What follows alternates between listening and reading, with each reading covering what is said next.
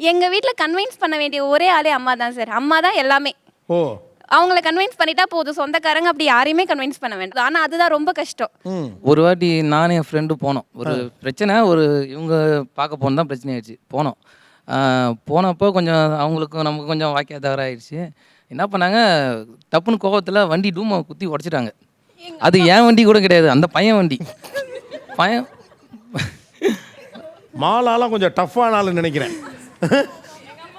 உங்க அம்மா ஐயோ, ஒரு எக்ஸ்ட்ரீம் ப்ரெஷருக்குள்ளேயே வச்சுருந்தாங்க சார் இந்த 7 வருஷமும்.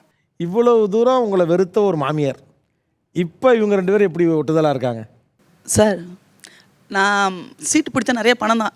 எனக்கு தெரிஞ்ச நான் பணம் இல்லாத இருந்ததே இல்லை. ஒரு அளவு காலகட்டத்தில் தான், சின்ன வயசில் தான் கஷ்டப்பட்டேன்.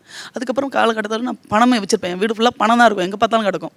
ஆனால் நான் ஒரு ஊருக்கு பயணம் போனதில்லை, ஒரு டூர் போனதில்லை, நான் ஒரு ஃப்ளைட்டில் போனதில்லை. நான் என்ன சொல்ல, ஒரு மிருக மாரி தான் வாழ்ந்தேன்னு வச்சுங்களேன். ஒரு பிளேனில் போகிறதெல்லாம் என்னோடய கனவு, என்னோட பெரிய ஆசை. அது அவர் தான் இட்டுன்னு போனார். நான் பார்க்காத ஊர்லாம் அவரும் என் பொண்ணு தான் இட்டுன்னு போனாங்க. இப்போ நான் எங்கள் வீட்டுக்காரர் தண்ணி சாப்பிட்ற ஆள், சண்டைன்னு இருக்கிற வீடு. அப்போ நான் ஒரு கஷ்டத்துலேயே வளர்ந்தவன். நான் என் வாழ்க்கை வளர்ந்தது இந்த சுடிதார் கூட இப்போ 2 வருஷமாக 3 வருஷமாக தான் போடுறேன். அதுக்கு முன்னே ஒரு புடவை, வருஷத்தில் 2 புடவை தான் எடுப்பேன்.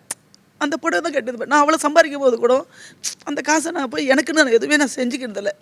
அப்போ என்ன சந்தோஷமாக வச்சுக்கிறது. வார்த்தையே ரொம்ப ஒரு அழுத்தமான வார்த்தை.